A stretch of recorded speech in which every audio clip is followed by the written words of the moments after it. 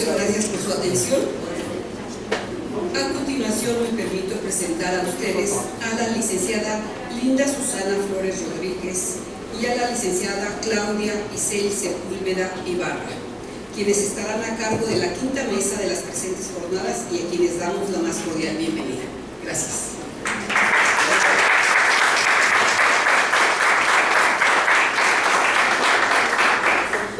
Antes de cederles el uso de la voz, me permitiré dar lectura a muy breves semblanzas curriculares. La licenciada Linda Susana Flores Rodríguez cuenta con la licenciatura en Antropología Social por la Universidad Autónoma de Chihuahua. Desde el 2003 acompaña a madres de víctimas de feminicidio y desaparición forzada. Participa activamente en un comedor comunitario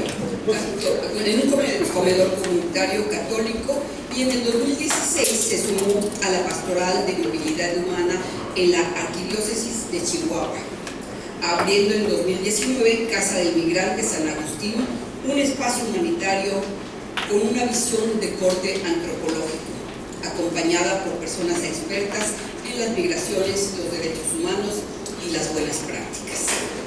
Gracias, licenciada. La maestra Claudia Isel Sepúlveda Ibarra es licenciada en Psicología Clínica y posee una maestría en Ciencias Políticas de la Universidad Autónoma de Nuevo León. Fue gerente de beneficencia y proyectos estratégicos, coordinadora nacional de seguimiento a alumnos líderes del mañana del Instituto Tecnológico y de Estudios Superiores de Monterrey. Actualmente es oficial nacional de soluciones duraderas en el Alto Comisionado de las Naciones Unidas para los Refugiados, actuando como enlace clave entre el sector privado y gubernamental en esta región. Gracias por estar con nosotros. Adelante, licenciadas. Buenos días, muchísimas gracias a Pasos de Esperanza por la invitación, a Alejandro, que fue el vínculo directo, a la Casa de la Cultura Jurídica, y pues les voy a platicar de cómo se abre una casa de migrantes. Y voy a retomarles un poquito de lo que dijeron ayer. Ayer parecía muy desesperanzador lo que nos decían las ponentes. Hubo un punto donde uno de los colegas de Juárez hasta preguntaba, pero es que aquí parece que ya no hay nada que hacer para la migración y para las personas que están aquí. Claro que hay que hacer. Y les voy a decir algo. Para abrir una casa de migrantes no es necesario tener un doctorado, ni tener una maestría, ni ir a determinada licenciatura, ni pedirle permiso a los investigadores, ni pedirle permiso a los artistas, ni a los gobiernos. Para abrir una casa de migrantes se necesita tener ganas de hacer algo por la comunidad. Entonces, eso es lo primero. Muchas personas que se han presentado en el foro dicen es que acompaño a migrantes, acompañamos procesos de migración, acompañamos a mujeres. Yo acompaño a mamás de víctimas de feminicidio, pero cuando las acompaño no es nada más que voy a las marchas. Yo inicié acompañando a mamás de víctimas de feminicidio porque desaparecieron a una vecina mía. Entonces, ¿cómo no iba a acompañarlas? Pero me di cuenta que en las búsquedas las mamás pierden todo su dinero, lo poco que tienen, porque casi siempre, ahorita ya desaparecen a todas, pero antes desaparecían nada más a las pobres. Entonces se les iba el poco dinero que las mamás tenían. Y cuando las empecé a acompañar, les dije, bueno, ¿cómo le hago yo para ayudarlas? ¿Qué puedo hacer yo? Pues tengo muchos amigos, y tengo amigos que tienen un café, que tienen un espacio, y empezaron a hacer kermeses las mamás, donde ellas vendían comida y directamente les pagaban a ellas la comida. Yo no era gestora, ni la representaba, ni hablaba por ellas. Acompañar es eso. Acompañar es realmente incidir para que sus condiciones sean mejores y que sus realidades, de acuerdo a lo que ellas quieren y necesitan, puedan avanzar, que puedan tener un respiro. Eso siempre pregunten. Cuando un investigador, alguien, un teórico, un sacerdote, que aquí está Padre Felipe, ahorita aquí al final les voy a decir quién es, pero cuando estemos los de las casas y digamos, es que estamos acompañando, a ver, ¿cómo acompañas? Porque yo la acompaño a ella. Acompañar es trabajo, no es nada más ir a hablar, hay que hablar de trabajo, y a mí me gusta hablar de chamba. A eso me invitaron, pues eso les voy a decir. ¿Cómo se hace una casa desde el trabajo? Esa es la casa del migrante San Agustín. Entonces, entender a las personas migrantes en mi realidad era, pues yo había visto migrantes desde siempre, porque estaban en mi barrio, pero yo soy de Juárez. Yo soy de Juárez, o sea, soy de una frontera. Por cosas del destino me tuve que ir a la capital, pero me entendí como migrante sin saberlo. Pero ya sabía que había algo, que había en mi corazón y en mi cabeza algo, pues la migración. Tenía ese duelo y me estaba yendo por la violencia de un lugar a otro. Entonces, llego a esta ciudad, mis papás se instalan en una colonia donde el tren se detiene. Entonces los estoy viendo, y en ese entonces rifaba las comunidades eclesiales de base. La Iglesia Católica empezó a abrir espacios para trabajar con la gente pobre, y mis papás ayudaron a abrir un comedor. Entonces a este comedor iba un montón de gente que tenía hambre, y ya. Pero no nada más eran vecinos de la colonia. Empezó a ir gente que yo les veía un acento extraño, desde muy chava. Decía, pues ¿de dónde viene este señor? Oiga, y eran puros hombres, en ese entonces eran puros hombres, pero ellos se iban y no los volvíamos a ver. Después, con esos pocos o muchos privilegios, muchos yo creo que tenemos, pude entrar a estudiar antropología y tuve maestros maravillosos y conocí lecturas que hablaban de la migración. Entonces entendí que esas personas que estaban emigrando, que había un montón de teoría, que había un montón de gente que hablaba de ellos y de ellas. Entonces dije, bueno, vamos a darle por ahí. Y ya, desde la antropología fui entendiendo que eran migrantes. En la escuela lo fui entendiendo. Pero, por ahí del 2014, 2015, pasó algo. Quienes trabajamos con migrantes sabemos que la migración no es estática y que un año puede ser población venezolana, otro año puede ser población haitiana, otro año puede ser una crisis una crisis ecológica en algún país en Centroamérica y vamos a tener personas de esa nacionalidad. Entonces empezó a verse algo que no se veía. Se empezaron a ver mujeres y niños. Nosotros estábamos en el comedor, entonces cuando llegaba gente al comedor, pues era ya no nada más estos hombres que se iban, también eran mujeres. Y esa es una imagen de la vía del tren. Así estaba la vía, bueno, así está la vía en Chihuahua. Es muy similar de seguro como si van a la vía aquí en Monterrey o en Ciudad Juárez. Entonces, la presencia de ellos empezó a ser notoria porque su zona segura, que era de la vía del tren al comedor, dejó de ser la única ruta que tenían. Al traer bebés, al venir mujeres, necesitaban ir a conseguir pañales, necesitaban medicamentos para los chamacos, necesitaban otras cosas. Entonces empezaron a verse por toda la ciudad. En ese tiempo, como todo lo bueno que llega a la vida, y en su momento todo se va acomodando, conocí al arzobispo de Chihuahua. Aquí están, miren. Conocí al arzobispo y don Constancio, Monseñor don Constancio Miranda, dijo, bueno, pues ¿qué estamos haciendo nosotros?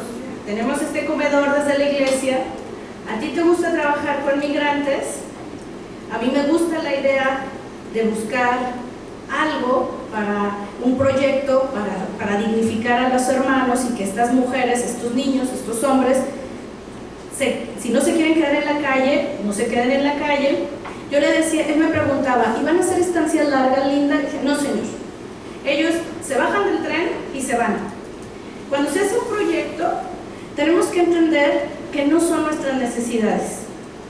Ayer le decía en la mesa de la cena a unos de los investigadores de Juárez que una persona, un empresario muy rico en Chihuahua, nos ofrecía, imagínense, 3 hectáreas, y él es dueño de una constructora y de una empresa que nos iba a donar cemento. Dijimos, pues ya se hace, se va a hacer esta casa y tenemos ya la gente millonaria que nos va a ayudar, y pues se hace la reunión con el arzobispo, pero el predio que nos ofrecían estaba hacia la salida a Ciudad Juárez, no estaba cerca de la vía del tren. Hagan de cuenta que la vía del tren está al sur de la ciudad y del otro lado de la ciudad está la salida a Juárez, y por allá nos ofrecían el predio. Entonces, irse caminando hasta allá iba a implicarles al menos 5 horas.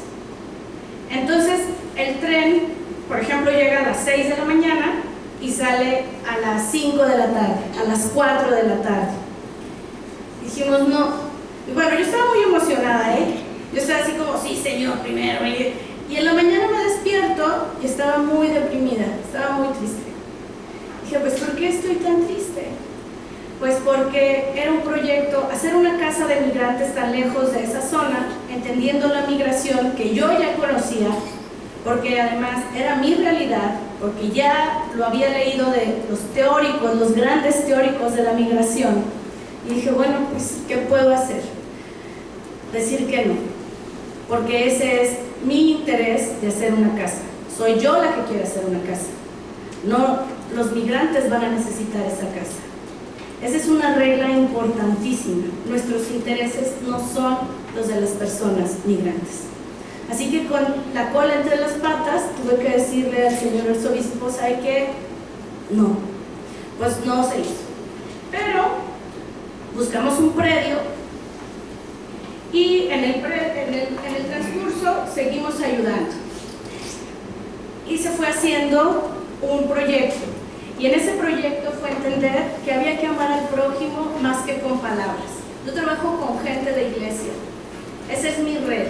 Esa es la red que nosotros tenemos. Ayer alguien decía, yo no sé qué va a pasar cuando se vaya a ACNUR de México y no sé qué le va a pasar a las casas de migrantes. A Casa San Agustín, pues no me pasará nada. Yo decía, pues que les vaya muy bien. Todo el éxito del mundo, que Dios me los bendiga. Porque en la pandemia, ACNUR a nosotros nada más nos dio gel antibacterial y ciertas cosas.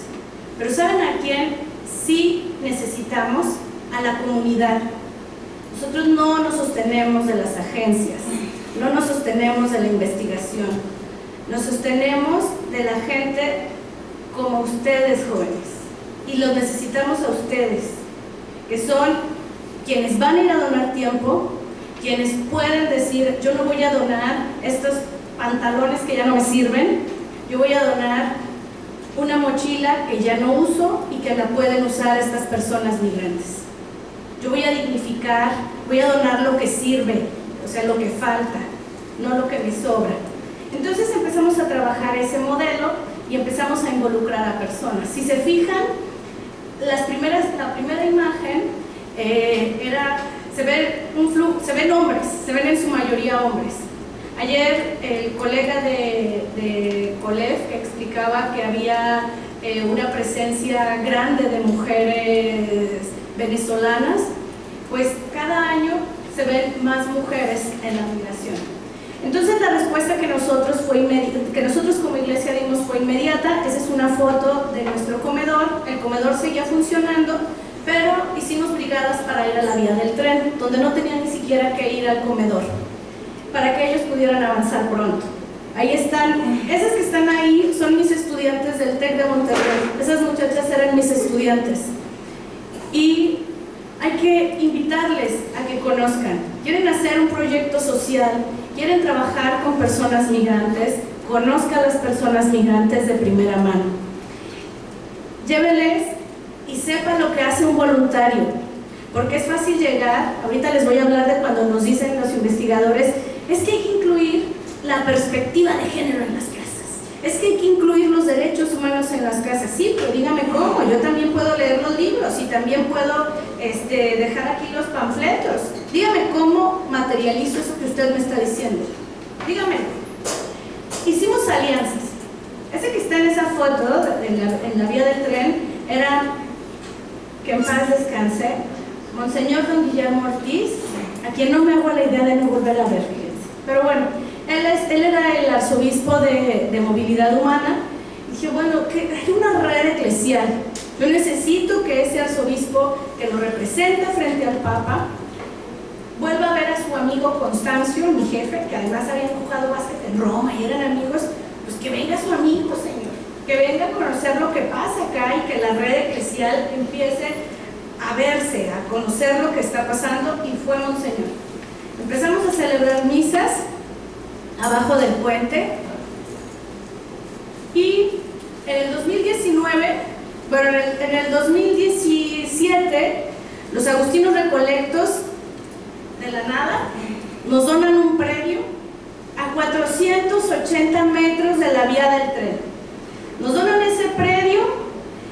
Entonces lo que hacemos es armar un patronato con gente que se va a comprometer a trabajar por las personas migrantes y que va a poner recursos materiales. Un patronato implica recursos materiales. Invitamos a un consejo externo. Yo no soy investigadora, yo no hago academia, pero invito a 2 investigadores de los mejores que conozco y que son reconocidos en todo México para que ella y él nos ayuden con este proyecto, para que tenga un sustento académico también. Invito a una mujer que se dedica a bajar dinero, ella maneja un fondo del Banco de Alemania y le invito a nuestro consejo. Invito también a armar un consejo externo. Si yo trabajo con la iglesia, tengo que tener mi red eclesial. Entonces en mi red está el seminario, una orden religiosa de mujeres. Si estamos viendo que hay una realidad de mujeres migrantes, necesitamos diálogos entre mujeres. Entonces empiezan a participar las mujeres. Invito a un abogado que es experto en derechos humanos, pero además él es un abogado que desde su realidad, lo que nosotros vivimos, lo que nosotros somos, es lo que hacemos. Entonces, él es un chico que se asume como homosexual y yo le dije, necesito que me ayudes porque necesitamos incluir a la población LGBT en este proyecto, porque también hay migrantes LGBT, también hay mujeres, también hay comunidad trans, también hay familias, y yo necesito hacer este proyecto desde las realidades. Entonces, así fue como se fue haciendo nuestros consejos.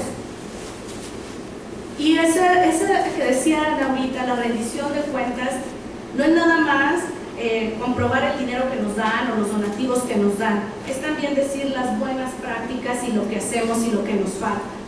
Entonces, esto es lo que nosotros hacemos, esta es nuestra incidencia. Nosotros trabajamos directamente con, a nosotros no invitamos a una organización externa para que vaya y hable con los funcionarios. ¿Para qué voy a llevar a una organización a que hable por lo que nosotros necesitamos? Pues no, yo invito a mis casas hermanas y si necesito algún insumo, se lo pido a mi patronato, a mi gobierno local, o si no al padre Felipe, que desde acá manda, porque él manda a otras casas, él ayuda a todas las casas del norte. Entonces entendimos que Casa San Agustín como modelo iba a dar lo necesario para continuar. ¿Qué es lo necesario para continuar? Como decía don Constancio, comida calientita, baño reparador, un remanso, como decía don Constancio, un remanso de paz, un remanso espiritual. No toda la gente es católica, jalamos un pastor evangélico, órale, venga usted y hable con los que son de otra denominación. Aquí lo que queremos es que los hermanos y hermanas tengan realmente su corazoncito sereno y sientan que no están solos. Y entendemos que En nuestra realidad, Dios es necesario, tener fe, la fe. Entonces, empezamos a ver qué faltaba. Empezamos a entender que iba con la pandemia, que iban a ser estancias más largas, pues se empezó a trabajar celebrando los cumpleaños, se empezó a hacer también un programa para niñas y niños, hicimos un mural que nos regalaron, tenemos en una casa de migrantes, hacer un modelo de casa de migrantes es entender hasta por qué tienes un perro. Si tú tienes un perro en el patio que no sale, que no convive con los migrantes, ¿qué mensaje le estás dando a los migrantes? Nosotros tenemos 2 perritas que conviven con las personas migrantes, están esterilizadas y ni de chiste venderíamos a los cachorros de las perritas, porque la vida no se vende. Entonces, estábamos en estas dinámicas y son patitas de apoyo, son las perritas patitas de apoyo. Hay una que hasta rescataron, se hizo una balacera donde tenían a migrantes secuestrados en la entrada de Chihuahua, tenían meses secuestrados y una de las perritas llegó a donde estaban los migrantes secuestrados y ellos la cuidaron como 4 o 5 meses. Los migrantes nos dieron una lección. Aunque les daban muy poca comida, a veces un huevo, a veces tortillas, lo documentó hasta una reportera en el diario de Chihuahua, que los más vulnerables y en condiciones más precarias son quienes pueden también compartir. Todos podemos compartir algo, nada más es tener la voluntad de hacerlo. Entonces, esto que les platicaba, que ha sido tan importante y que nos dicen mucho organizaciones, o agencias, hay que materializar la perspectiva de género, eso que tanto miedo nos da. Entonces decimos, a ver, pues tú dime, sí, hay que feminizar la migración, claro, les ponemos toallas sanitarias a los paquetes cuando se los llevan, hay tampones, por supuesto, pero nos dimos cuenta que las mujeres, por ejemplo, no nos decían cuando habían vivido violencia sexual, o cuando tenían alguna infección o alguna enfermedad. Y no nos lo decían, 1, porque los tiempos que están en la casa son cortos. 2, porque éramos 3 personas, tenemos que conocer cuáles son los espacios. Éramos 3 personas para darle de comer a 150 personas, entre hombres y mujeres, entregarles la ropa, administrar todo. Entonces lo que empezamos a hacer fue, entender la condición humana, entender esa condición humana. ¿Cómo puedo hacer yo que tú confíes en mí?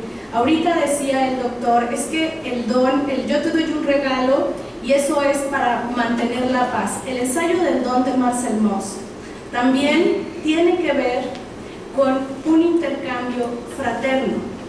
Yo necesito establecer un vínculo contigo, en antropología se llama hacer rapport. Yo necesito hacer un rapport profundo contigo y yo lo que voy a hacer es que ¿cómo te hago sentir querida? ¿Cómo te hago sentir valorada? Bueno, yo sé que no traes un brasier y que has viajado por todo México sin brasier y que caminas así cuando llegas a los espacios. Sé que te has manchado de menstruación en el tren, sé que no traes calzones o sé que tus calzones están muy manchados. Te voy a dar calzones nuevos, te voy a dar un brasier nuevo, te voy a dar calcetines nuevos. Ayer una ponente que también estuvo habló del verbo encarnado. Sumamos a las religiosas del verbo encarnado y ellas nos dieron sandalias de baño para las mujeres y otros insumos. Entonces, cuando ellas ven esto, cuando se invierte en la dieta, aquí voy a balconear a otra agencia que se llama Oyame. Ellos nos ayudan a las casas con ciertos alimentos. Pues cuando ellos están acostumbrados y me causa mucha gracia y les digo, ay, es que yo voy a escandalizar, vamos a escandalizar, porque están acostumbrados a que en las casas casi quieren que les demos puros frijoles y arroz, ¿no? O sea, claro, a veces tenemos que dar eso porque no tenemos más, pero ¿saben qué? También tenemos que dar pastel, tenemos que dar chocolates, tenemos que dar dulces, tenemos que darles té, tenemos que invertir en eso. ¿Qué es lo único que yo puedo hacer? Hacerte sentir valorado y querido. Quiero que sepas que me importas y voy a trabajar para que las instalaciones estén preciosas y voy a trabajar para que el trato sea siempre digno. En el baño, por ejemplo, eso que está ahí, los baños, todos se les da un kit, todo el paquete. pero hay canastas con tampones, con toallitas húmedas, con todo lo que ellas necesitan. O sea, eso que decían ayer es que vamos a pintar la estación migratoria y hacer origami, que los que en la estación hagan origami. Bueno, nosotros hicimos algo un poquito más allá, ¿verdad? Trabajamos en esto, les dimos calzones, o sea, más que cuidar la pintura, les dimos esas cosas tan necesarias a ellas. Y nos dimos cuenta que ya al final del día, después de haberles dado todo eso, haber celebrado sus cumpleaños, haberles apapachado, decirles, no te vamos a dar un curso de no es no, porque te han violado 7 veces en el país y de seguro dijiste muchas veces no, entonces no te voy a desgastar con eso. ¿Quieres ver la novela turca? Vamos a ver la novela turca. ¿Me quieres platicar de tus hijos? Cuéntame, ¿qué le gusta comer a tu hijo? Cuéntame qué hacías en tu país, me vas a interesar. Entonces, entendimos esas cosas. Miren, ahí está lo que se llevan de comida. Uy, ¿cómo les hace? De verdad, nosotros estamos en el top de las comidas. Les empezamos a dar botes de leche completos a las familias porque han muerto 2 bebés en Chihuahua. Entonces eso también es un reto enorme porque empezaron a llegar un montón de bebés. Quienes tienen hijos saben que cada bote de leche cuesta como 400 pesos. Es mucho el trabajo de gestión. Las voluntarias son mis heroínas siempre porque son las que resuelven y que gracias a ellas yo puedo salir a gestionar. Bueno, vamos a saltarnos eso. Entonces llega un punto donde este modelo de la casa empieza a crecer y la gente empieza a hacer estancias cortas y les empezamos a ayudar con despensa a los quienes ya están establecidos, con muebles, con tanques de gas como ese. Y se les empiezan a acompañar de múltiples formas, empezamos a registrarlos, empezamos a trabajar con el municipio. No nos dan un peso, no nos dan un frijol, ni el municipio, ni el estado, ni la federación, pero ¿saben qué? No nos meten el pie. Y si hay que trabajar juntos y hacer alianza para empujar algo, hay que hacerlo. Hemos aprendido que es desgastante pedir a ciertas personas, pero quien de verdad hace la transformación y quien de verdad hace los espacios son gente como ustedes, jóvenes, la comunidad. Nosotros recibimos itinerantes y repatriados que ya se instalan ahí.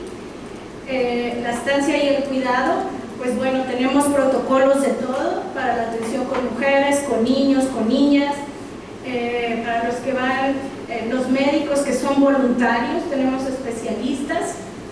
Se les mandan los seminaristas, les mandaban cartas cuando no podían salir, yo les mandaba un nombre y ellos elegían y les mandaban una carta. Lo que les decía ahorita, nuestros intereses no son los de ellos. Las del Instituto de las Mujeres son súper simpáticas. Queremos dar una conferencia, pero pues no, ellas quieren ver la novela. Entonces los intereses son otros. Chihuahua sigue siendo tránsito como espacio. La migración no se detiene ni con la pandemia, ni se va a detener. Van a seguir nuestros retos. Esto es lo que nosotros identificamos como nuestros retos, pero además participar en espacios donde podamos generar alianzas y de verdad vinculaciones. Pues lo que una casa de migrantes es una plataforma para generar un contexto más justo. Desde luego lo que nos determina es lo que dice el Papa Francisco a la globalización del fenómeno migratorio. Yo me acuerdo que cuando leí eso me tocó profundamente y así decidí que tenía que ser el modelo de la casa. A la globalización del fenómeno migratorio hay que responder con la globalización de la caridad, la cooperación, para que se humanicen las condiciones de los emigrantes. Y aquí está pues nuestra dirección. Pero si quieren participar, más que querer participar en una casa que sea en otro lugar, participen en su comunidad. Hay muchas maneras de ayudar. Aquí está el director de la Casa Indi, Padre Felipe, de la diócesis de Monterrey. Entonces, con él se pueden acercar ahorita. De seguro va a necesitar, siempre necesita muchas manos para lavar platos, para abogados que puedan ayudar. Entonces, pues muchas gracias y ahorita me podrán hacer preguntas si es que las tienen o apuntarse para ir a Casa Indi como voluntarios. Muchas gracias.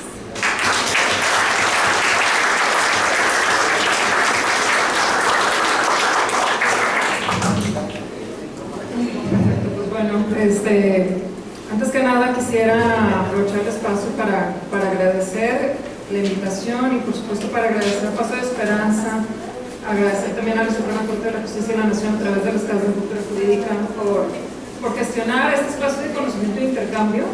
Y bueno, precisamente creo que el principal agradecimiento es a todos ustedes que están aquí, que han dedicado el tiempo, su carrera, su pasión, su vida, muchos sacrificios seguramente también.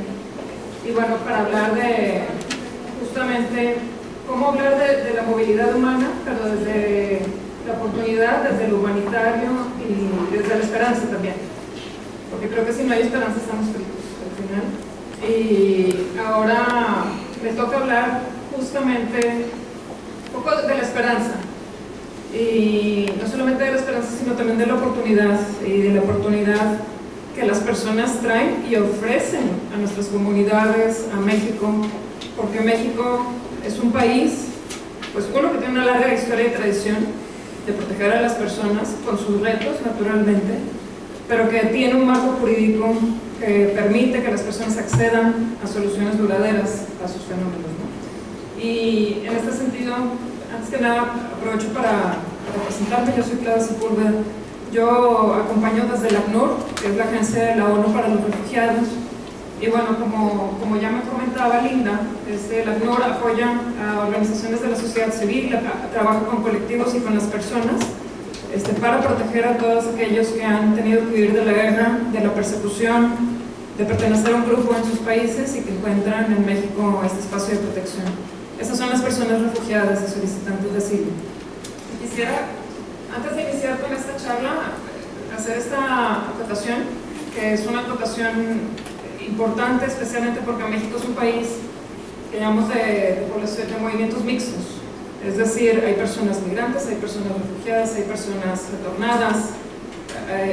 Y es importante esta categorización porque, pues, por un lado, el reconocer la figura del refugio y del asilo es reconocer también que son instrumentos jurídicos desde lo internacional y que se aterrizan en lo nacional que han salvado vidas y que también reconocen las diferencias y que reconocen las oportunidades, reconocen las diferentes necesidades que tienen las personas independientemente de cómo están en el país y cómo llegaron al país.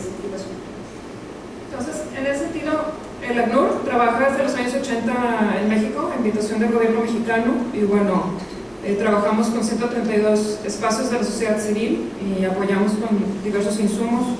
Aquí está el padre Felipe, y bueno, hemos trabajado mucho en equipo también en las diferentes áreas. Y el día de hoy me toca hablar de soluciones duraderas. Y yo sé que puede ser un tema que pudiera sonar hasta esotérico, ¿no? Y bueno, ¿cuál es la solución duradera al tema del desplazamiento? Creo que aquí hay muchas voluntades que se cruzan, ¿no? Y quisiera hablarles a ustedes desde la oportunidad. En ese sentido, platicar a ustedes que el sistema de Naciones Unidas y las agencias por sí solas no pueden lograr mucho.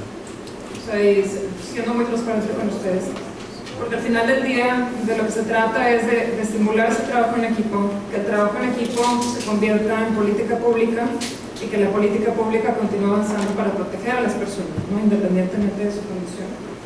Y en ese sentido, desde el 2016, el ACNUR, en alianza y en trabajo en equipo con el gobierno federal, el Instituto Nacional de Migración, la COMAR, que es la Comisión Mexicana de Ayuda a Refugiados, organizaciones de la sociedad civil, iniciativa privada, gobiernos estatales, municipales, arrancaron un piloto en 2016, un piloto de integración local que tenía como objetivo precisamente acompañar a familias refugiadas que, como tal vez ustedes conocerán, el 70% de las solicitudes de refugio en el país se dan en el estado de Chiapas, porque las personas refugiadas son personas que cruzan una frontera internacional para solicitar esta protección que no pueden tener de sus países. Y entonces la pregunta era, en 2016, ¿qué sentido tiene? Hay familias que tienen experiencia, que han sido emprendedores, que han trabajado en ventas, incluso que han trabajado en la industria, en el autotransporte, y están esperando su proceso en Chiapas, su proceso de solicitud y posterior reconocimiento, si esto fuera positivo. ¿Qué sentido tiene que estén en un contexto donde lamentablemente las oportunidades y el contexto económico no están favorables, incluso para la población local, ¿no? Y que esto a su vez genera, desafortunadamente, gérmenes de xenofobia, ¿no? Entonces, junto con el gobierno federal, se desarrollaron estos procesos de reubicación voluntaria a las personas a 9 ciudades a nivel nacional, para que las familias pudieran continuar con su proceso, pero también tener una oportunidad de integración en estas nuevas ciudades. Es un proceso de integración acompañado, trabajando con las personas, no para las personas, para que logren acceder como su derecho, como cualquier persona, a la educación, a la salud, al empleo, a la vivienda y a poder reiniciar su vida. En ese sentido, en el marco de este programa y a la fecha, ya más de 30,000 personas han participado en el programa, se han beneficiado de estas oportunidades de integración y en este beneficio más adelante quisiera expandir también a qué nos referimos con ello, porque no solamente son las personas, somos todas. Y más de 80,000 personas también han accedido a estas orientaciones para la integración y les llamamos in situ, es decir, personas que ya estaban en las ciudades, personas que estaban en Tijuana, personas que estaban en Nuevo León, en Guadalajara, en Ciudad de México, que se acercan a la CNUR y a sus socios para solicitar apoyo para vincularse a un empleo, para ir al SAT, al RFC. Veo muchos jóvenes aquí. Seguro que muchos de nosotros a lo mejor no dominamos el SAT o el RFC o el tema de impuestos. Pues imagínense una persona que no conoce el sistema, ¿no? O una persona que va a tener su primer empleo formal, lo complicado que pudiera resultar. Entonces, estas orientaciones y este acompañamiento y este trabajo con las personas es lo que permite pues, que su proceso de integración sea mucho menor. En ese sentido, pues, para lograr un acompañamiento exitoso, trabajar con las personas, esto requiere pues, trabajo en equipo, ¿no? Y esto trabajo en equipo con el Infonavit, trabajo en equipo con el INEA, con las secretarías de Educación Estatal, Federal, con las instituciones de capacitación técnica para el empleo. Muchas personas son personas que tienen 10 años, 15 años de experiencia y que todo lo que necesitan es una certificación que les permita acreditar que saben manejar un montacargas, que saben manejar, que saben soldar, que saben conducir un tractocamión, cursos cortos, ¿no? Y que eso les permitiría pues, tener un ingreso para ellos, ¿no? Entonces, también opciones para el tema de cuidado infantil, programas de inserción escolar. Esto voy a profundizar un poquito más de qué va. También el éxito es que las personas accedan a la naturalización, como tal vez sepan las personas refugiadas, pues pueden acceder a la naturalización a los 2 años de contar con su residencia permanente. Y bueno, esto, si así lo desean y así optan, pues también les permite pues, acceder a mucho más servicios que desafortunadamente hoy en día, y no por la ley o por las instituciones, pero a veces por entidades bancarias o privadas no es posible que accedan, ¿no? Y por último el tema de la reunificación familiar, que lamentablemente el desplazamiento forzado no necesariamente son familias las que vienen completas, a veces sale uno, salen 2 y el resto de la familia queda en el país. Entonces también, ¿cómo podemos extender esta protección? Aprovechando el marco legal que México ofrece, ¿no? Y esto a través del derecho a la reunificación familiar. Entonces, para lograr esto, es con las personas que accedan a la información y que también accedan a sus derechos. Y esto a través de las instituciones y del trabajo. Y hablo de la oportunidad y hablo desde el sector privado porque a veces no es un tema que se hable mucho y entiendo. Porque uno dice, bueno, en la función humanitaria, a ver, naturalmente están las organizaciones de la sociedad civil, y son la base. Y sin las organizaciones de la sociedad civil, sin los voluntarios, esto no corre, en fin. Pero también hay otros actores que participan en la función humanitaria y en la parte de integración, y es el sector privado, ¿no? ¿Cómo participa el sector privado? Pues uno, flexibilizando sus procesos de reclutamiento, generando entornos inclusivos para las personas, donde las personas se sientan bienvenidas, apreciadas, queridas, donde puedan tener nuevas relaciones, amistades, donde también puedan acceder a otras prestaciones y beneficios y que puedan generar una nueva vida en el país. Y esto ha sido un proceso que se ha trabajado también con las secretarias del trabajo, con las organizaciones. En 2016, antes, ¿no? Tal vez en el sector privado se existía un desconocimiento total, ¿no? incluso todavía seguían pidiendo las FMM, no sé qué decía un señor, ya desde el 2014 que ya no existe, ¿no? Entonces había también un desconocimiento de la documentación que tienen las personas migrantes refugiadas. Y en este acercamiento, realmente, pues hubo una especie de iluminación en el que las empresas también dieron cuenta que las personas refugiadas son personas que tienen mucha experiencia, que tienen que aportar, que quieren permanecer en el país, que no una nueva vida y que es un ganar, ganar, ganar para todos. Y bueno, en el marco de este piloto, trabajamos con MAVE en Saltillo, Coahuila, donde inicia, y lo que logramos identificar y de manera natural es que las personas refugiadas, en términos de la permanencia, permanecen más que el connacional. Entonces, nuevamente acreditamos la hipótesis de las personas refugiadas, y bueno, las personas migrantes, por supuesto, son personas que aprovechan las oportunidades, ¿no? Y que contribuyen a la economía. También las personas cuando llevan a cabo procesos acompañados, el 72% al año de tener un proceso de integración logran reconstruir su vida, y por reconstruir su vida nos referimos a que logran tener acceso a ingresos superiores a la línea de bienestar, que tienen acceso a los servicios públicos, que tienen acceso a un empleo formal, los niños entran a la escuela. Y cuando el proceso es acompañado con las personas, esto es menor, se hace en menor tiempo, ¿no?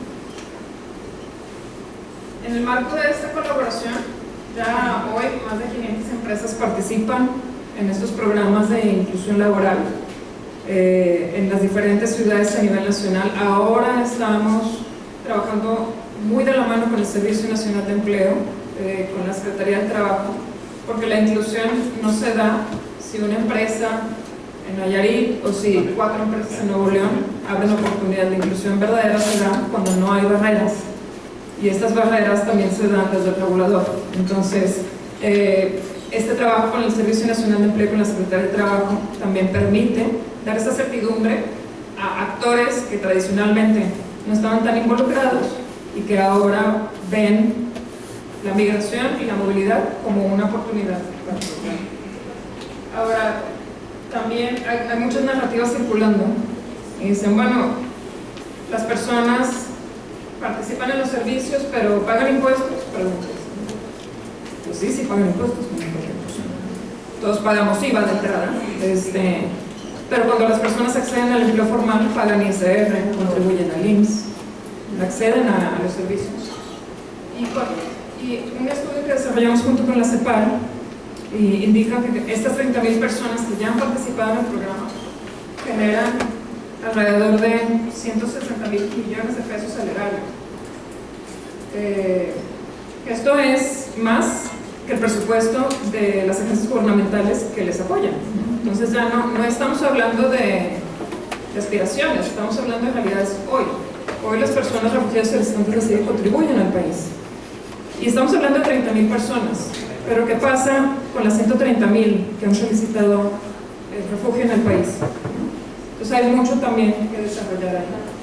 Bueno, cuando hablamos de perfiles de personas, hablamos de personas, la mayoría que forman parte del norte de Centroamérica, la mayoría que hablan español, pero también una gran oportunidad porque hay personas, por supuesto, que hablan español, pero que hablan creol, que hablan francés, portugués, inglés.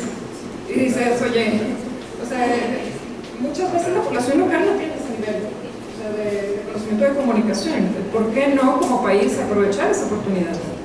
También en términos de edad, las personas participan en la economía, la mayor parte pues, puede participar porque son población que puede ser económicamente activa, y por supuesto ya hay retos, hablando del tema de género también. Hablamos de, bueno, tenemos que incluir más a las mujeres en el mercado, pero ¿qué pasa con el sistema de cuidados? ¿Dónde dejan al bebé? ¿Dónde dejan a los niños mientras trabajan? Entonces esos son los retos que también tenemos que acompañar y que poner el dedo en el renglón para que las personas puedan seguir contribuyendo. Y por supuesto, la mayor parte de las personas tienen experiencia en industrias que les llaman estratégicas, ¿no? Como ventas, construcción, agricultura, procesamiento de alimentos. Entonces esa es también otra de las grandes oportunidades que tiene el país, ¿no? Y que tienen las personas. Y bueno, en términos del impacto, rápidamente mencionar a ustedes que cuando las personas tienen un proceso acompañado acompañado de integración, cuando esto se convierte en política pública, un proceso que tarda 8 años, tarda 1 año, ¿no? Entonces, estás ahorrando básicamente 7 años a las personas en sus procesos de inclusión. Las personas acceden a mayores ingresos a los 6 meses. Y por ejemplo, en Tapachula las personas tal vez reciben un salario de 500 pesos a la semana, ¿no? 1000 pesos a la semana, y en otros lugares pueden recibir salarios, por supuesto, de 7,000, 8,000 pesos o más, ¿no? Y bueno, no quiero entrar en el tema del salario digno, por supuesto que hay un reto también y un compromiso del sector privado a continuar trabajando en ello, pero de que existen las oportunidades, eso innegablemente. El tema de inserción escolar sigue siendo un reto. Por supuesto, en otras partes del país la cobertura es menor, pero cuando las personas viven procesos de integración en estos nuevos espacios, las oportunidades son mayores. Y en el tema de empleo, por supuesto. Entonces, uno de los grandes retos es inclusión financiera. Quisiera hablar de las oportunidades que tenemos, porque ustedes, jóvenes y los que estamos aquí presentes, tenemos que identificar las barreras sistémicas que limitan el acceso a las oportunidades a las personas, refugiadas, migrantes, cualquier persona. Y uno de ellos es la inclusión financiera. Una persona no puede participar en la economía si no tiene acceso a un producto financiero que le permita generar patrimonio. Entonces, en la medida que las instituciones no tradicionales participen más y se den cuenta del potencial desperdiciado, de no incluirles, vamos a seguir teniendo estas barreras sistémicas. El RFC. También algo muy importante es la Ley Federal del Trabajo. Y esto porque, como ustedes bien sabrán, el artículo 7 de la ley indica que solo se puede contratar un 10% de personal extranjero. Tal vez esto en alguna parte de la historia del país tenía sentido, pero creo que hoy es una gran barrera para la inclusión, pero para el desarrollo económico de México. Entonces, esto es uno de los puntos también a trabajar, especialmente con las organizaciones y con el sector privado y, bueno, como decimos, haciendo bola, ¿no? Para que esto cambie. Y por supuesto, el aclarar el rol de la constancia de empleador.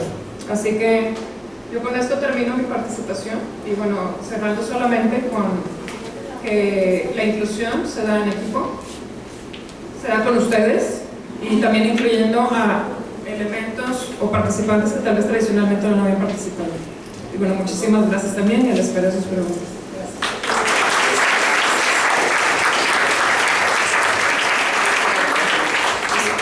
Nada más comentarles que por el tiempo vamos a omitir las preguntas.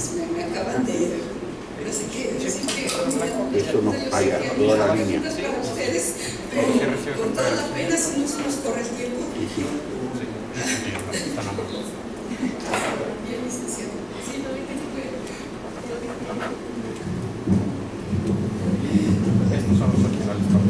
Perdón por mi atrevimiento, yo soy el padre Felipe de Jesús Sánchez Gallegos, director de la Casa Indy, y gracias por su testimonio, por su valor, por su entrega.